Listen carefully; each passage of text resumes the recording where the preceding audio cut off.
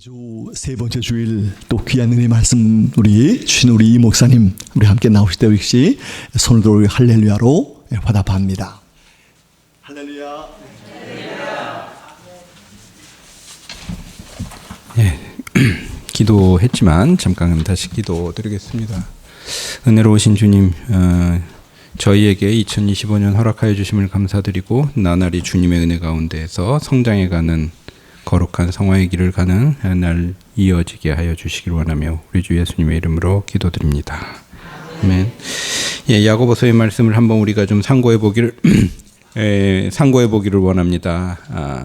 보통 이제 그 성경의 말씀 중에 신약 성경에서 복음서가 있고요. 복음서 중에 이제 공관복음이라고 그러면 마태, 마가, 누가복음을 공관복음이라고 그러고, 그다음에 요한복음을 보통 네 번째 복음서라고 사복음서라고 말씀을 했습니다. 이거 뭐 구약 성경에 역사서가 있는 것처럼 사도행전이 역사서가 있고, 그리고 신약 성경에서 제일 많은 말씀을 기록하신 분은 누구냐면 잘 아시겠지만 사도 바울이죠. 사도 바울을 통해서 로마서부터 시작해서 상당히 많은 말씀이 쓰여져 있습니다. 그 외에 베드로라든지 아니면 이제 야고보, 그 다음에 이제 히브리서를 포함해 가지고 이 보통 말씀들을 묶어서 공동서신이라는 표현을 갖다 이제 쓰곤 하는데요. 사도 바울의 말씀이 교리적으로 중요한 말씀을 많이 가르쳤다면 이 공동서신의 말씀 중에 많은 말씀은 성도는 어떻게 살아야 하는지, 세상 가운데서 어떻게 우리의 삶을 성화롭게 이끌어 가야 되는지, 이런 이제 말씀도 많이 담겨 있고, 특별히 많이 담겨 있는 말씀 중에 하나는 고난입니다. 고난과 시련이에요. 왜 그럴까? 초대교회에서 바람이 어마어마하게 많이 불었습니다. 그래서 원래 교회는 오늘날 이제 기쁨을 가지고 교회를 다니는 것이 맞고, 그리고 이제 교회를 다니면 잘 되는 게 맞습니다. 그때는 어려운데 잘 되는 게 맞아요. 그런데 믿음 생활을 하는 건 그렇게 편한 생활이 아닌 경우가 많습니다. 꽃길을 걷는 게 아니라 가시밭을 걷는 경우가 많고, 참 노예 생활하면서도 잘 익어 있는 것 같은 사람들을 불러서 광야에서 40년 동안, 어떻게 보면은 40년 광야의 생활을 갈 때는 백성들이 볼 땐 뭐라고 생각을 했겠습니까? 하나님께서 괜히 불러다 고생시키신다, 이런 생각이 들었을 거란 말이에요. 그 다음에 아브라함을 보고 고향 친척 아비 집을 떠나라고 그러는데 그 아브라함은 무슨 생각이 들었을까요? 가다 보면 죄송한 표현입니다, 몇 걸음 가다가 이런 생각 들지 않았을까요? 그러니까 하나님한테 나 혹시 속은 거 아닌가? 왜? 그동안에 고향에 살 때는 아버지 우상장사하면서 잘 살았단 말이에요, 어떻게 보면. 그런데 하나님께서 어느 날 갑자기 불러내십니다. 불러내셔서 약속을 거창하게 해주시는데, 너로 하여금 모든 민족의 아버지가 되게 하겠다. 얼마나 어마어마한 약속입니까? 그런데 당장 이 사라라고 하는 이제 부인을 데리고 길을 나서는 아브라함 입장에서 볼 땐 참 마음이 타고 갑갑했을까 아닌가. 그러니 사실은 아브라함이 가는 그 길들이 우리가 볼 때는 요 지점들을 전체로 가면은 하나님께서 여기까지 가게 하시는데, 여기까지 가고 난 다음에 보면은 그래서 인도하셨구나. 그래서 고난을 주셨구나. 그래서 사람들 참 힘들게 만들 때도 있었구나라는 고백이 나오는데, 근데 가는 길은 그때가 어떤 길이었냐면 힘들고 고난스러운 길이었단 말이에요. 왜? 배고프기도 하고 흉년이 들기도 하고, 그래서 이 동네에서 저 동네로 막 도망도 가야 되고, 갔더니 자기 부인을 뺏으려고 하는 놈이 있지를 않나. 정말 어려운 길들을 간 게 아브라함이었습니다. 근데 지나고 나서 보니까 이 시련이 있으니 하나님께서 그 시련을 우리에게 허락하실 땐 시련이 다인 것 같았는데, 근데 지나고 나서 보니까 그 시련 때문에 하나님께서는 일들을 이루고 계시고 있다는 것을 보고 있었던 것이죠. 그래서 이스라엘 백성들을 봐도 그렇고, 그리고 광야의 역사를 봐도 그렇고, 초대교회의 역사를 보더라도 하나님께서 부르신 길은 처음에는 거친 길일 수 있습니다. 어려운 길일 수 있고 시련의 길일 수 있는데, 지나고 나서 보면은 참 놀라운 복음의 길이고, 하나님께서 그 길들을 통하여 역사를 이루신 하나님의 은혜를 볼 수 있었던 것이죠. 야고보서를 볼 때에 누가 썼을까라고 할 때 대체로 많은 분들이 주의 동생 야고보라는 이름들이 참 많이 있었기 때문에 초대교회에 누굴까 그러다 주님의 동생 야고보일 것이다라는 것에 대해서 거의 많은 분들이 합의를 하고 있습니다. 그래서 야고보서 1장 1절에 보면 하나님과 주 예수 그리스도의 종 야고보는 흩어져 있는 12지파에게 문안하노라. 이 예수 그리스도의 종이라고 스스로 얘기하고 있는 이 야고보는 사실 예수님의 동생이에요. 근데 초대교회 예루살렘 교회에서는 사실 굉장히 중요한 역할을 했던 게 주의 동생 야고보였습니다. 그리고 굉장히 큰 권위가 있었고요. 근데 이 주의 동생 야고보는 사도행전을 보면 아실 수 있듯이 사실 이 말씀을 기록하고 그렇게 오래 가지 못하고 순교를 일찍 하게 됩니다. 적어도 주님께서 이제 승천하시고 나서, 그러니까 주님께서 승천하신 것이 AD 33년이라고 보면, 그리고 나서 한 10여 년 열심히 교회를 섬기시다가 고 일찍 순교를 하신 분이 주의 동생 야고보라는 것으로 우리는 이제 알고 있습니다. 그래 이제 야고보의 이 말씀을 보면 앞부분부터 뭐가 이제 나오기 시작을 하냐면, 믿음은 뭘 가지고 오냐면은 시련을 가지고 올 때가 있어. 고통스러울 때가 있는 거야. 어려움이 있을 때가 있는데, 그런데 주님께서는 감당 못할 시험을 허락하지 아니하시고 너희에게 시련을 주실 때 그 시련을 통해서 결국에는 뭘 하시냐면 하나님의 위대한 의를 이루신다라는 것을 보여주시고 있는 것이 바로 야고보의 권면인 거죠. 야고보의 권면만이 아닙니다. 사실 우리 기독교의 100년 역사를 보더라도 더 길게 봐서 한 150년 정도죠. 사실 이 땅에 교회가 들어올 때 얼마나 힘이 많이 들었습니까? 많은 분들이 어려움을 당하고 또 선교사님들 들어와 가지고 개인적으로 어려워하고 또 나라도 망해가는 가운데 어려워하고 또 겨우 교회 좀 이렇게 좀 이제 차렸다고 하긴 뭐하고 교회를 이렇게 세워 나가던 와중에 나라가 뺏겨 가지고 일본인들이 이제 들어와 갖고 신사참배하라고 그러니까 또 막 어려움을 갖다가 겪고 기껏 이제 그 일제시대 또 다 잘 넘기고 나니까는 북한에다가 교회 잘 세워놨더니 또 그냥 공산 정권 들어와 가지고 또 적지 않은 분들이 이제 목숨을 잃고 순교하고 고향 떠나서 이제 이게 사실 대한민국 교회 역사의 반이에요.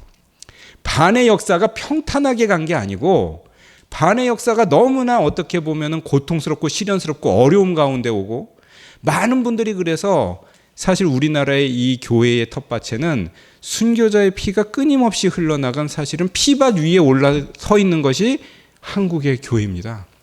그래서 저는 전에도 한번 그 말씀을 드린 적이 있는 것 같은데 교회가 약해진다, 뭐 교회가 세속화 바람이 분다 무슨 소리를 해도 우리나라 교회는 기도할 때 우리나라 끄떡 없다라는 건 끄떡 없다. 왜? 하나님께서 우리나라의 교회를 바라보실 때는 그 앞에 반세기 동안 흘러갔던 고통당하고 시련당하고 또 피박 가운데에서 피 흘림 가운데서 뿌리내린 이 거룩한 교회의 털을 절대로 잊어버리시지 아니하시는 것이 하나님의 은혜니 우리는 사실은 어른들의 희생과 고난 가운데 오늘 그냥 은혜 가운데서 살아가는 겁니다. 그래서 사실은 이 본문의 이 야고보서의 앞부분의 말씀, 너희가 지금 당하고 있는 시련을 두려워하지 말라. 걱정하지 마라. 왜? 그 뒤에는 누가 계신다? 하나님이 살아계시고 하나님의 은혜가 계신다라는 거예요. 자, 그저께인가 이제 밤에 이렇게 넘겨 보다가 관상이라는 영화를 좀 봤어요. 옛날에 그 송강호 씨가 나오던 관상이라는 영화를 이제 보니 뭐 유명한 대사 있잖아요. 전 관상이라든지 점이라든지 손금이라든지 이런 거 좋아도 하지 않고 보지도 않습니다. 근데 영화니까 이제 보죠. 그런데 거기에 이정재 씨가 그 유명한 대사를 내놓은 게 이제 관상이라는 영화잖아요. 여보게 내가 뭐라고 그랬습니까? 왕이 될 상인가 뭐 이러니까 묻잖아요. 근데 맨 마지막에 이 주인공 관상쟁이 이제 그 송강호가 이제 그 아들이 이 왕이 된 이방원이죠. 이방원 맞습니까? 아닌데. 그러니까 세조잖아요. 세조 그 수양대군. 그렇죠. 수양대군한테 눈에 보이는 앞에서 아들을 잃습니다. 죽고 저 어촌 마을에 가가지고 이제 조용하게 살고 있는데 이게 김혜수 씨가 이제 한명회를 데리고 찾아가죠. 네, 찾아가는데 송강호 씨가 유명한 대사를 하나 거기 남깁니다. 뭐라고 그러냐면, 나는 그동안 여기 이제 파도가 몰려오는데 나는 파도만 바라봤지 그 뒤에 바람을 바라보질 못한 것인데 가장 큰 실수였어요. 눈에 보이는 것만 바라보고 그 뒤에 바람이 일으키는 것이 파도라는 것을 볼 수 없었던 것이 내 잘못이고, 이런 얘기가 영화 맨 끝부분에 나옵니다. 근데 제가 보니 우리가 살아가면서 적지 않게 보는 세상이 왜 이렇게 파도가 불까? 나에게 왜 이렇게 어려움이 올까? 나에게 이렇게 생각지도 않은 고통이 올까? 오늘날도 이제 보면은 많은 사람들이 세상에서 일어나는 일들을 보면서 하나님은 도대체 뭘 하고 계시길래 저런 것을 허용합니까? 라는 것을 얘기를 하는 사람들이 있습니다. 뭐 며칠 전에 대전에서 이제 그 어린 아이가 선생님한테 이제 죽임을 당할 때도 목사님 손녀더라고요. 그러니까 이제 사람들이 도대체 하나님은 왜 어린아이를 안 돌봐주시고, 이런 얘기들을 하는 게 보통 사람들 얘기인데, 우리는 요만큼 보는데요, 사실 하나님은 전체를 그리고 계십니다. 그래서 우리가 보고 있는 요 시련, 우리가 보고 있는 시험, 우리가 보고 있는 이 어려움이 다가 아니라, 하나님은 그 뒤에서 항상 큰 그림을 그리고 계시고 바람을 불게 하시고, 또 그래서 우리 눈앞에 오는 파도가 있다고 할 때에도 그 뒤에 계시는 하나님을 바라보면서 우리는 넉넉히 믿을 수 있고 신뢰할 수 있고 이길 수 있다. 이것이 야고보서에서 주시는 서론의 말씀이죠.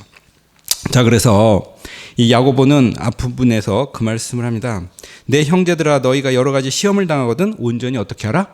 기쁘게 여기라. 이는 너희 믿음의 시련이 인내를 만들어내는 줄 너희가 알미라. 인내를 온전히 이루라. 이는 너희를 온전하고 구비하여 조금도 부족함이 없게 하려 함이라.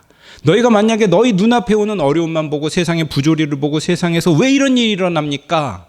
하나님은 도대체 눈 뜨고 계시는 거 맞습니까? 라고 사람들이 질문할 그때에도 하나님은 보고 계시고 계획하고 계시고 일을 이루고 계시는 일을 이루시는 하나님, 모든 것을 형통케 하시고 결국에는 우리가 바라보고 있는 그것을 넘어서 주님의 일들을 이루어 나가실 줄로 믿는 것입니다. 그러므로 우리는 눈앞에 있는 것에 흔들리고 시험에 흔들리는 것이 아니라 우리 뒤에서 항상 우리와 동행하고 계시는 하나님을 바라봐야 될 줄로 믿습니다. 이런 하나님의 모습을 바라보며 작은 그림에 연연하는 것이 아닌 우리를 믿는 신실하신 하나님, 약속하신 하나님, 믿음의 하나님 붙들고 가시는 믿음의 자녀들 되시기를 바랍니다. 오늘 본문의 말씀을 다시 한번 몇 가지로 한번 정리를 해보겠습니다. 우리가 첫 번째 바라봐야 되는 것은 방금 전에 말씀한 것처럼 시험을 당하거나 시련이 있을 때 시험과 시련에 눈을 두는 것이 아니라 그 뒤에 계신 하나님의 약속을 바라보는 믿음의 사람들이 되어야 될 줄로 믿습니다. 시험이 올 때 시험만 보면 안 됩니다. 믿음의 시련이 인내를 만들어내는 줄 우리는 믿어야 하는 것입니다. 4절의 말씀은 인내를 온전히 심지어 이루라고 말씀을 했습니다. 인내를 이루라는 것은 인내하고 버티라는 것뿐만이 아니라 우리가 보고 있는 그 모든 것 뒤에는 누가 계신다? 하나님이 계신다라는 것을 믿고 나갈 수 있는 믿음의 사람들이 되셔야 된다라는 것을 말씀을 주십니다. 사실 우리가 하나님께서 백성들을 갖다 이제 놓고 보실 때는 특별히 깊은 계획이 있는 사람들일수록 그냥 놔두는 것이 아니라 특별한 훈련과 시련을 주신다라는 것을 우리는 볼 때가 많습니다. 학교 다닐 때 보면은 선생님들이 이제 요즘에는 좀 학생들한테 이제 좀 무섭게 좀 덜 하시는데, 우리 어렸을 때만 하더라도 선생님들이 참 무섭게 많이 하셨어요. 때리기도 많이 때리시고 혼도 좀 많이 내시고. 그런데 어쩔 때 보면은 그룹에 이렇게 사람들이 이제 몇 개 있을 때에 어떤 친구들은 해롱해롱 거려도 손도 안 댑니다. 왜? 그냥 걔네들은 어차피 그냥 놔둬도 그냥 지나갈 애들이야. 어떤 친구들은 잘 하는데 계속 좀 힘들게 만드는 사람들이 있어요. 왜 그런가? 그럼 쟤네들은 잘할 수 있는데 더 잘하게 만들기 위해서 이 아이들을 이렇게 만드는 거야. 군대 가봐도 똑같더라고요. 그러니까 이제 고참들을 봐도 그렇고 이제 그 뭐 장교들을 봐도 그렇고, 사고 칠 것 같은 애들은 뭐라고 그러냐면 그냥 사고만 치지 말고 거기 있다 그냥 조용히 좀 갔으면 하고 그냥 내비두는 거예요. 그냥 걔네들한테 갖고 있는 최대의 목적치는 그냥 사고 안 치고 조용히 있다가 좀 사라져 주는 거예요. 근데 좀 쓸만하다는 사람들은 계속 좀 괴롭힙니다. 왜 괴롭히냐? 쓸만한데 좀 더 썼으면 좋겠다. 군대가 정예의 병력이 될수록 훈련이 거칩니다. 그러니까 이제 어려운 일을 만날수록 사실은 하나님께서 우리에게 때로는 기도하게 하시고 무릎 꿇게 하시고 어려움을 주실 때 우리를 방관하거나 미워해서 그러시는 것이 아니라 사랑하는 자식일수록 더 근실히 징계하느니라 라는 것을 우리가 믿고 붙들 수 있기를 바라는 것입니다. 그러므로 우리는 시험이나 시련이 올 때 시험이나 시련을 바라보는 것이 아니라 하나님의 얼굴을 바라보고 기도하시는 여러분들 되시기를 바랍니다. 이럴 때 주님께서는 항상 약속에 신실하신 하나님, 우리를 바라보고 계시는 하나님, 우리를 내려보고 계신 하나님, 우리를 통해서 하나님의 크신 일 이루실 줄로 믿는 것입니다. 두 번째 이제 말씀은 하나님만 바라보라는 것입니다. 뭘 바라봐라? 하나님만 바라봐라. 하나님께 구하고 하나님만 바라봐라. 제가 이제 이런 이제 그 말씀을 이제 듣곤 하더라고요. 지난주에 제가 우리 딸아이가 부르는 노래 중에 그거 아세요라는 노래 말씀한 적 있잖아요. 이게 웃기는 노래인데 저는 그거 별로 관심이 없는데 애들은 이제 그걸 가사를 다 외우고 다니더라고요. 왜 그럴까? 심심해서 재밌어서 외운답니다. 근데 이제 보면은 그 가사 중에 무슨 가사가 있냐면 손가락을 두 개를 이렇게 합해서 멀리 보면 손가락을 바라보는 게 아니라 멀리 보면 뭐가 보이냐면 손가락들이 연결해서 소세지가 보인대요. 그래서 제가 이게 보이나 안 보이나 열심히 보는데 보이는 것 같긴 해요. 비엔나 소세지 같이 보이기도 하고. 자, 요거 이제 비슷한 얘기를 제가 언제 드렸냐면 혹시 영화 패치 아담스라는 영화 얘기한 적 있죠. 그 돌아가신 이제 로빈 윌리엄스라는 분이. 자, 요게 손가락이 몇 개냐? 정신병원에 가가지고 의사가 이제 오래 정신병원에 있던 분하고 대화를 하면서 한 얘기잖아요. 손가락이 몇 개냐 그랬더니 4개예요. 그 4개죠. 그러니까 4개죠. 5개, 4개야. 그러니 집에 가라. 그리고 대화도 안 해주다가 어느 날 말이 통하기 시작했어요. 통해가지고 자, 손가락이 몇 개냐 그랬더니 손가락을 보는 게 아니라 그 뒤에 있는 사람 얼굴을 바라보죠. 그러면서 그럼 초점이 달라지니까 그러면 손가락이 몇 개냐 그랬더니 8개가 됐네요. 그러니까 이제서야 나하고 대화를 할 수 있구나. 이런 식이에요. 그러니까 쉽게 얘기해서 너가 보고 있는 요게 전부가 아니라 그 뒤에 것을 바라봐라. 그러면 안 보이던 게 보인다. 이런 거예요. 자, 우리가 방금 전에 말씀한 것처럼 세상 일을 바라볼 때 세상 일만 바라보면은 죽을 것 같습니다. 왜 이렇게 망할 것 같고 왜 이렇게 뭐 막힌 것 같고 죄송합니다. 애들은 왜 이렇게 말을 안 듣고 또 나한테 있는 사람들은 왜 이렇게 내 속을 갖다가 썩이나. 제일 어려운 게 뭔가 보면은요. 제가 며칠 전에 누구한테 그 얘기를 했는데 하도 요즘에 이 사람 저 사람을 만나면서 이거저거를 해결해 달라는 얘기가 좀 많으니까 내가 혼자서 책을 쓰거나 아니면은 무슨 페이퍼워크라고 그러죠. 문서를 쓰라고 그러면 나 한 달에 책 한 권씩 쓸 수 있다. 좀 과장하면. 제일 골치 아픈 게 뭐냐면 사람들 상대하는 거예요. 왜냐면 사람들을 상대하면요. 저녁에 다 경험하셨겠지만 이 소리 저 소리 이 항의 저 항의 듣다 보면 저녁쯤 되면 머리가 지끈지끈거립니다. 이게 그리고 그 다음 날이 돼도 지끈거립니다. 그런 만큼 사람들 상대하는 게 제일 어려운 일이고 그래서 제가 보니까 회사 이렇게 경영하시는 분들이나 군인 중에 장교들이나 뭐 이런 분들이나 아니면 이제 뭐 정치하시는 분들이나 이런 분들은 보통 수준의 분들은 아니더라고요. 무슨 말이냐면 그만큼 사람 상대하는 것이 쉽지 않다는 겁니다. 자, 그런데 이제 보면은 이런 어떤 세세한 일들만 바라보면은 밑도 끝도 없고 힘이 들 것 같은데 항상 우리는 무엇을 바라봐야 되냐면 그 뒤에서 하나님께서 어떻게 일하고 계시는가 이것을 바라볼 때에 주님께서 주시는 지혜를 얻을 수 있을 줄로 믿습니다. 한 가지 이제 우리가 이 야고보서와 결합해가지고 이제 볼 수 있는 한 가지 사실은요. 아까도 말씀드렸지만 어떤 배경에서 쓰여졌냐면 교회가 깨지고 박살나고 밟힐 때 쓴 것이 야고보의 말씀이에요. 특별히 야고보서의 배경 중에 하나는 아마도 그 앞에 부분에서 스데반이 순교당하는 사건이 있었습니다. 스데반이 순교당하고 예루살렘 교회가 밟히고 그 다음에 교회가 쪼각쪼각 나가지고 전국으로 흐트러지는 어려움 가운데에서 야고보 말씀을 통해서 뭐라고 그러냐면 너희가 보는 시련과 시험이 다가 아니야. 그 뒤에서 하나님께서 뭐하고 계셔? 일하고 계신다라는 거예요. 그 다음에 너희 중에 누구든지 지혜가 부족하거든 모든 사람에게 후히 주시고 꾸짖지 아니하시는 하나님께 구하라. 그리하면 주시리라. 오직 믿음으로 구하고 조금도 의심하지 말라. 의심하는 자는 마치 바람에 밀려 요동하는 바닷물결 같으니 이런 사람은 무엇이든지 주께 얻기를 생각하지 말라. 두 마음을 품어 모든 일에 정함이 없는 자로다. 앞에 있는 고난 바라보지 말고 뒤에 있는 하나님이 하시는 일을 바라보. 근데 거짓말같이 사실은 요 앞에 부분에선 스테반이 순교당하고 교회가 깨지고 밟히고 박살나고 어려움을 당했는데 사실은 우린 사도행전의 뒤에 말씀을 통해서 놀라운 일들을 보지 않습니까? 어떤 겁니까?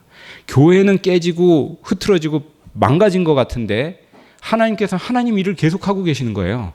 그래서 예루살렘 교회가 깨지고 나니까 사마리아의 교회가 서고 사마리아에서 흩으니까는 또 이제 사도 바울을 통해 가지고 땅끝까지 막 복음을 전하고 계시는 하나님의 역사가 나오기 시작합니다. 우리가 볼 때는 예루살렘 교회가 박해당하는 것 같이 보이는데 하나님께서는 그 박해 때문에 일들을 감당하시는 거예요.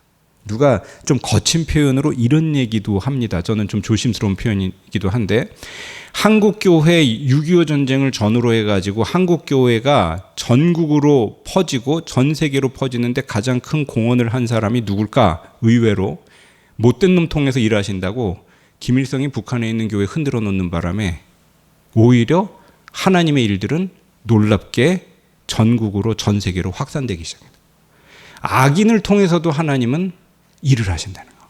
우리는 악인의 우리를 괴롭히는 거 보고 교회를 괴롭히는 것을 보는데 그 악인의 손가락도 하나님의 손바닥 안에 있는 장기말에 불과하다. 그래서 하나님께서는 세상 사람들이 보는 어려움을 넘어서 하나님의 일을 하십니다. 그리고 우리가 보고 있는 역사의 어려움을 통해서도 하나님의 일들을 하고 계시는 거예요. 올해 여러 가지 일들을 보면서 마음이 심란하고 나라를 보면서 심란하고 하나님께서 이 나라를 어떻게 인도하실까 고민하고 걱정하실 때 하나님 바라보시고 기도하시는 믿음의 사람들 되시기를 바랍니다. 우리의 지혜를 넘어서 우리의 시련을 넘어서 우리가 보고 있는 것을 넘어서 하나님은 일하고 계십니다. 하나님은 역사하고 계시는 것이죠. 주님의 일들을 바라보며 믿음을 가지시는 믿음의 자녀들 되시길 바랍니다. 마지막 세 번째, 하나님을 바라보고 나아가는 자에게는 낮과 높음이 문제가 되지 않습니다. 그러므로 우리가 해야 될 것은 뭐냐? 힘써 하나님을 알자 이것입니다. 힘써 하나님을 바라보자, 하나님을 알자라는 것이죠. 본문의 말씀 12절 이하의 말씀을 보면은 9절 이하의 말씀부터 보겠습니다. 1장. 낮은 형제는 자기의 높음을 자랑하고 부한 자는 자기의 낮아짐을 자랑할지니 이는 그가 풀의 꽃과 같이 지나감이라. 해가 돋고 뜨거운 바람이 불어 풀을 말리면 꽃이 떨어져 그 모양의 아름다움이 없어지나니 부한 자도 그 행하는 일에 이와 같이 쇠잔하리라. 하나님 앞에는 부한 자도 자랑할 것이 없고 높은 자도 자랑할 것이 없고 낮은 자도 겸손 떨 필요가 없다는 거예요. 오로지 주님을 바라보고 나아가는 것이 우리에게 중요한 일인데 가장 우리에게 중요한 건 뭐냐면 하나님을 아는 것입니다. 하나님을 아는 지식이 가장 복된 지식이다. 칼빈이 그렇게 얘기했잖아요. 12절 이하에 시험을 참는 자는 복이 있나니 이는 시련을 견뎌낸 자가 주께서 자기를 사랑하는 자들에게 약속하신 생명의 면류관을 얻을 것이기 때문이라. 사람이 시험을 받을 때 내가 하나님께 시험을 받는다 하지 말지니 하나님은 악에게 시험을 받지 아니하시고 친히 아무도 시험하지 아니하시느니라. 오직 각 사람이 시험을 받는 것은 자기 욕심에 끌려 미혹됨이니 욕심이 잉태한 즉 죄를 낳고 죄가 장성한 즉 사망을 낳느니라. 내 사랑하는 형제들아 속지 말라. 그리고 17절 이하 가장 중요한 말씀입니다. 하나님을 바라보고 하나님을 알자. 온갖 좋은 은사와 온전한 선물이 다 위로부터 빛들의 아버지께로부터 내려오나니 그는 변함도 없으시고 회전하는 그림자도 없으시니라. 그가 그 피조물 중에 우리로 한 첫 열매가 되게 하시려고 자기의 뜻을 따라 진리의 말씀으로 우리를 낳으셨느니라. 우리가 하나님을 알고 하나님을 힘써 알고 하나님이 어떤 분인지를 알 때 세상이 부는 잔바람에 흔들리지 않고 시련에 흔들리지 않고 시험에 좌우되지 않고 주님의 귀한 자녀로 스스로 성장해가는 성화의 길을 걷는 믿음의 자녀들로 서나갈 수 있을 줄로 믿습니다. 이러한 모습으로 올 한 해 한순간 한순간 주시는 주님의 이름을 바라보며 하나님께서 이 일들을 통하여 나에게 또 무슨 일을 하실고 기대하며 바라보고 주님 안에서 성장해 나가는 믿음의 자녀들 되시기를 주님의 이름으로 축원합니다. 기도드리겠습니다. 주님, 믿음의 시련은 우리의 온전함을 만들어내시는 하나님의 은혜인 줄로 믿습니다. 믿음의 시련이 인내를 만들어내고 인내를 온전히 이룰 때 하나님께서 우리가 부족하지 않도록 주님께서 원하시는 모습으로 만들어주시는 그 모든 은혜를 바라보며 한순간 한순간 우리에게 때로는 시험과 시련이 올 때에도 믿음을 붙들고 승리해 나가는 주님의 자녀들로 살아가게 하여 주시옵소서. 우리 주 예수님의 이름으로 기도드립니다. 아멘.